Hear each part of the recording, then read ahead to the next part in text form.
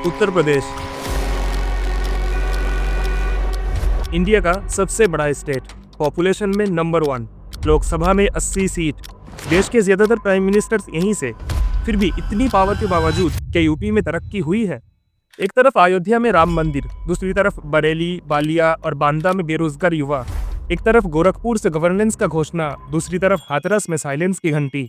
UP में आज लगभग 24 करोड़ लोग रहते हैं। अगर यूपी एक अलग देश होता तो पॉपुलेशन वाइज दुनिया का 5वें सबसे बड़ा देश होता। हर साल लाखों स्टूडेंट्स कॉम्पिटिटिव एग्जाम्स देते हैं और बाद में क्या होता है? या तो पेपर लीक या तो एग्जाम कैंसिल।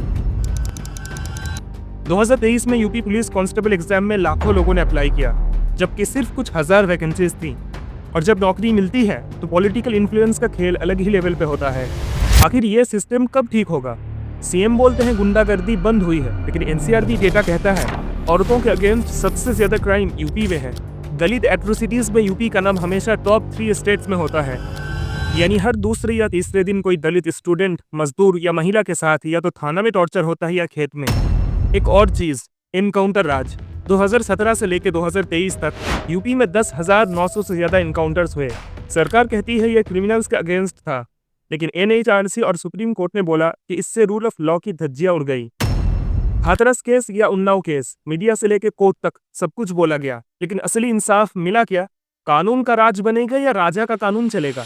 यूपी में हर 30 मिनट में एक महिला के साथ वायलेंस होता है। हाथरस गैंगरेप का केस या शाहजहानपुर का लॉ स्टूडेंट का केस। सरकार ने पहले केस को डिनाई किया, फिर मीडिया को बैन किया और लास्ट में विक्टिम के परिवार को साइलेंस कर दिया। बेटी पढ़ाओ का स्लोगन तो अच्छा है, लेकिन बेटी के लिए कानून पढ़ेगा कौन? क्योंकि यूपी में स्कूल ड्रॉप आउट रेट अभी भी 15% के आसपास। ग्रामीण स्कूल्स में बेसिक टॉयलेट और इलेक्ट्रिसिटी की कमी है। मिड डे मील स्कीम में राशन घपला और करप्शन काफी आम बात है। डिजिटल इंडिया का सपना तो अच्छा है, लेकिन मुख्यमंत्री जी, यूपी के गाँव में टावर है क्या? ये सिर्फ शुरुआत है। यूपी के 24 करोड़ लोगों में से हर एक का सवाल ये होना चाहिए, जो आपने प्रॉमिस किया वो काम कब होगा? इस वीडियो में हम बात करेंगे उन सच्चाइयों की जो शायद किसी टीवी डिबेट में नहीं दिखते, और हर वो सवाल पूछेंगे जिसका जवाब आज नहीं तो कल जरूर देना पड़ेगा। ये वीडियो कुछ ऐसे साइड्स दिखाएगी जो अक्सर नजरअंदाज किए जाते हैं और शायद आपने पहले कभी इस नजरिए से नहीं देखा होगा। अगर आप इस वीडियो को ध्यान से देखेंगे तो कुछ बातें आपको जेन्युइनली चौंकाएंगी। उम्मीद है कि इस वीडियो के बाद आपका नजरिया जरूर बदलेगा, इसलिए वीडियो में एंड तक बने रहिए, क्योंकि ये वीडियो आपकी आंखें खोलने वाला है।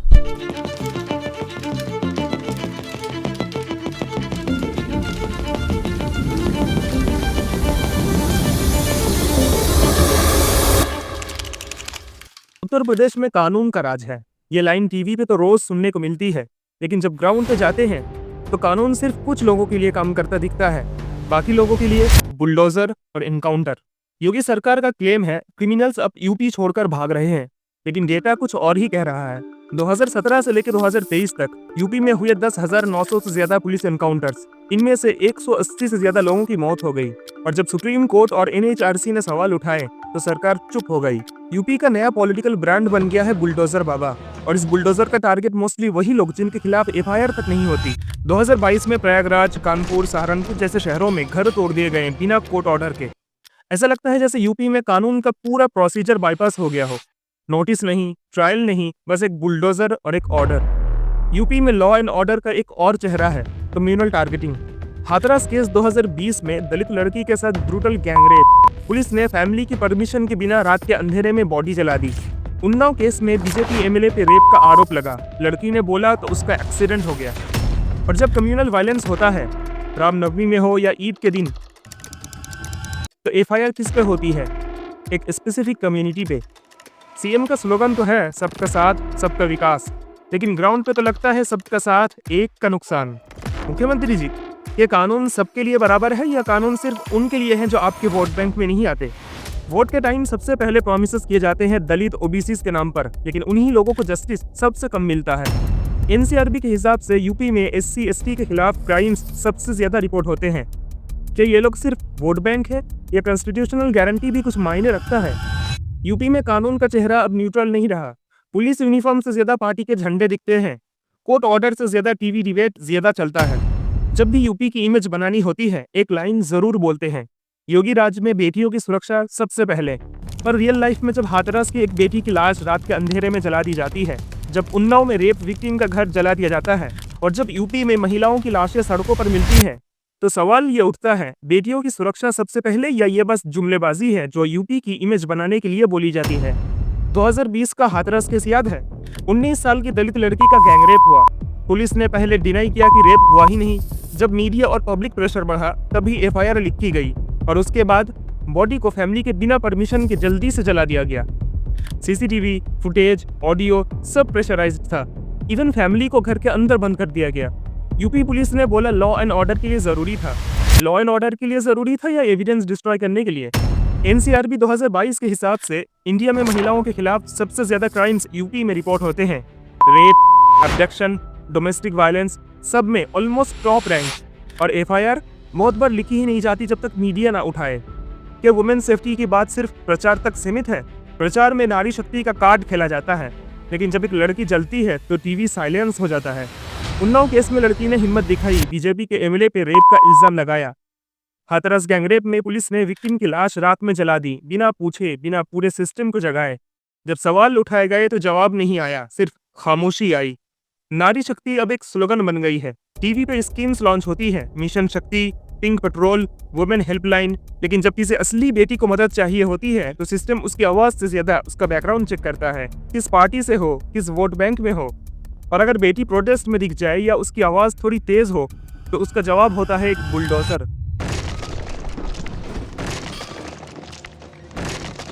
उत्तर प्रदेश इंडिया का सबसे बड़ा स्टेट, जहां यूथ पॉपुलेशन भी सबसे ज्यादा है, लेकिन आयरनी ये है कि जो यूथ ग्रेजुएट हो रहा है वो ग्रेजुएट होकर भी बेरोजगार है, और जो पढ़ाई कर रहा है वो हर महीने नए पेपर लीक का शिकार बन रहा है। यूपी के गवर्नमेंट स्कूल्स हो या यूनिवर्सिटीज, एक सिस्टमेटिक ब्रेकडाउन चल रहा है। सोचिए जरा, बेसिक शिक्षा परिषद के स्कूल्स में 2024 के अंदर 85,000 टीचिंग पोस्ट खाली थी। बच्चे हैं, स्कूल है, लेकिन पढ़ाने वाला कोई नहीं। और ऊपर से यूपी बोर्ड के 12वीं सिलेबस से नेशनलिज्म जैसे इंपॉर्टेंट टॉपिक्स हटा दिए गए। आखिर किस सोच के साथ? प्राइवेट स्कूल्स में फीस बहुत हाई है और गवर्नमेंट स्कूल में क्वालिटी बहुत लो। तो सवाल ये है, जब एक पूरी जनरेशन को ना सही एजुकेशन मिल रही है ना सही डायरेक्शन, तो आप किस तरह का फ्यूचर तैयार कर रहे हैं? और सबसे बड़ा सवाल कि ये सब कुछ सिस्टम के फेलियर्स है या कोई सोची समझी स्ट्रेटेजी? 2022 में UP police constable exam leak हो गया। 2023 में UP TET exam paper WhatsApp पे वायरल हो गया। हर पेपर के बाद स्टूडेंट्स प्रोटेस्ट करते हैं, लेकिन रिस्पॉन्स वही सेम होता है। दोषी पकड़ा गया, इन्वेस्टिगेशन चल रहा है, और फिर नए साल में नया पेपर लीक। क्या एग्जाम्स यूपी में एक जोक बन चुके हैं? यह सरकार चाहती ही नहीं कि युवा इतना पढ़े लिखे, क्योंकि अगर युवा पढ़ लिख जाए तो उनके पार्टी वर्कर कौन बनेगा? प्रयागराज, लखनऊ, वाराणसी, कहीं भी स्टूडेंट्स ने पीसफुल प्रोटेस्ट किया तो पुलिस का जवाब आया एफआईआर के साथ। 2023 में प्रयागराज में पेपर लीक के खिलाफ प्रोटेस्ट हुआ। स्टूडेंट्स ने प्रोटेस्ट किया, लेकिन सरकार ने उन पर लाठीचार्ज किया।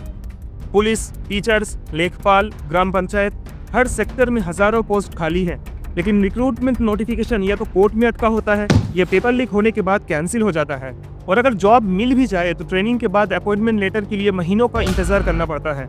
यूपी का यूथ फ्रस्ट्रेटेड है और इस फ्रस्ट्रेशन का रीजन है सिस्टम का कोलैप्स। पढ़ाई करके भी नौकरी नहीं मिलती, एग्जाम देते हैं तो पेपर लीक, प्रोटेस्ट करते हैं तो एफआईआर। तो क्या उत्तर प्रदेश धीरे धीरे उदास प्रदेश बन रहा है? 2021 का कोरोना सेकेंड वेव याद है? गंगा के किनारे संख्या में लाशें मिल रही थी और ज्यादातर गांव के पेशेंट्स थे। हॉस्पिटल्स में ऑक्सीजन नहीं, बेड्स नहीं, एम्बुलेंस नहीं। भोजीपुरा से लेकर बलिया तक लोग साइकिल या ठेले पे बॉडी ले जा रहे थे। समाजवादी पार्टी के चेयरमैन अखिलेश यादव ने भी आरटीआई से मिले आंकड़ों का हवाला देते हुए आरोप लगाया कि राज्य सरकार ने कोविड-19 से हुई मौतों की संख्या को 43 गुना तक कम करके बताया है। यूपी के रूरल एरियाज में लगभग 4000 प्राइमरी हेल्थ सेंटर्स रजिस्टर्ड हैं, लेकिन उन सेंटर्स में डॉक्टर्स ही नहीं मिलते। 30% से ज्यादा में इलेक्ट्रिसिटी या एम्बुलेंस की कमी है। कई जगहों पे नर्सेस ही कंपाउंडर्स का काम करती हैं। 2020 में बरेली से एक वीडियो वायरल होता है। एक महिला की डेथ के बाद एम्बुलेंस ड्राइवर ने बॉडी को हॉस्पिटल के गेट पे छोड़ दिया। हॉस्पिटल के स्टाफ ने हेल्प करने से मना कर दिया। फैमिली लाश को हाथ से खींचने वाले ठेले पे ले गई। यूपी सरकार के डेटा के मुताबिक 102 और 108 स्कीम्स के अंदर 4000 से ज्यादा एम्बुलेंसेस हैं, लेकिन ग्राउंड पे गांव-गांव से रिपोर्ट आती है ड्राइवर नहीं है, एम्बुलेंस खराब है, पेट्रोल नहीं है। बरेली का इंसिडेंट तो सिर्फ एक मिसाल है। अगस्त 2017 में गोरखपुर के बीआरजे मेडिकल कॉलेज में एक ऐसी ट्रेजेडी हुई जिसे देश कभी नहीं भूल सकता। सिर्फ 48 घंटों में 30 बच्चों की जान चली गई। क्या वजह थी? हॉस्पिटल का ऑक्सीजन सप्लाई अनपेड बिल्स के चलते बंद हो गया था। सप्लायर ने बार बार चिट्ठियां लिखी पर सरकार ने सुनवाई नहीं की। इसी घटना को शाहरुख खान की फिल्म जवान में दिखाया गया था। 2023 में 2000 से ज्यादा एएनएम जीएनएम नर्सिंग पोजीशंस खाली थी। गांव के इलाकों में स्पेशल डॉक्टर्स जाने को तैयार ही नहीं है। कई जिलों में एक भी साइकियाट्रिस्ट या बच्चों का डॉक्टर नहीं है, और जो लोग पोस्ट हो भी जाते हैं उनकी सैलरी 3-4 महीने बाद मिलती है। बलरामपुर, श्रावस्ती, सिद्धार्थनगर, यूपी के ये डिस्ट्रिक्ट इंडिया के मोस्ट मलनरिश्ड एरियाज में आते हैं। यूनिसेफ रिपोर्ट के हिसाब से यूपी के लगभग 50% बच्चे सीवियरली स्टंटेड हैं। गांव के स्कूलों में मिड डे मील कभी आता है, कभी खाली थाली। साफ पानी मिलना अब भी सपना है। टाइफाइड, कॉलेरा, स्किन डिजीजेस हर साल दिखाई देते हैं, क्योंकि यहाँ डेवलपमेंट का मतलब पानी का फिल्टर लगाना नहीं, सिर्फ एक नया एड लगाना है। कौन सोचता है ये 2025 का इंडिया है? यूपी का रूरल हेल्थ क्राइसिस नहीं, जेनोसाइड बन चुका है। उत्तर प्रदेश एक ऐसा स्टेट जहां डेवलपमेंट के नाम पर पूरा मोहल्ला मिट्टी में मिला दिया जाता है, और जब लोग पूछते हैं मेरा घर क्यों तोड़ा गया, तो जवाब आता है इल्लीगल था। लेकिन ये इल्लीगल कब बना, किस बेसिस पे बना? योगी सरकार के under bulldozer law and order का सिंबल बन गया है। लेकिन 2022 से लेकर 24 तक 80% से ज्यादा डेमोलिशंस उन लोगों के घरों पर हुए जो या तो प्रोटेस्ट में थे या एक सर्टेन कम्युनिटी से बिलोंग करते थे। प्रयागराज राइट्स के बाद अफरीन फातिमा के घर को बिना लीगल नोटिस के एक दिन में तोड़ दिया गया। जहां एफआईआर पेंडिंग होती है वहां भी स्ट्रक्चर उड़ा दिया जाता है।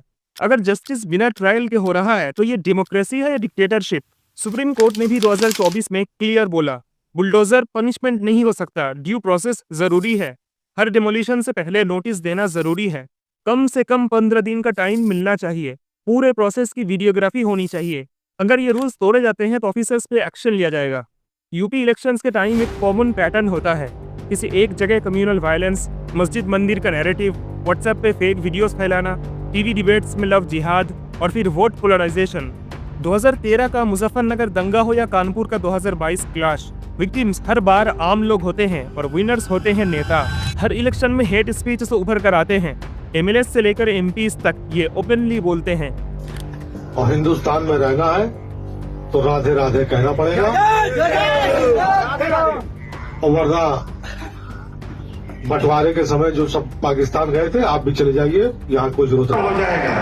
आबादी बढ़ रही है मुसलमानों की इतनी। युवा अलग हो जाते हैं, एक दूसरे के दर्द को महसूस करने के बजाय दुश्मनी पाल लेते हैं। 2023 का हाल सुनिए।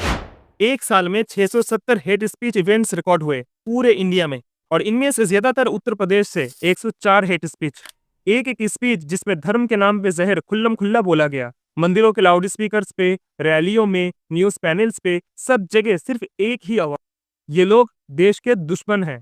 क्या कोई अरेस्ट हुआ? क्या किसी एमएलए का माइक बंद हुआ? नहीं। इस लिस्ट में महाराष्ट्र का नाम सबसे पहले, 118 केसेस। पर यूपी का पैटर्न थोड़ा अलग था।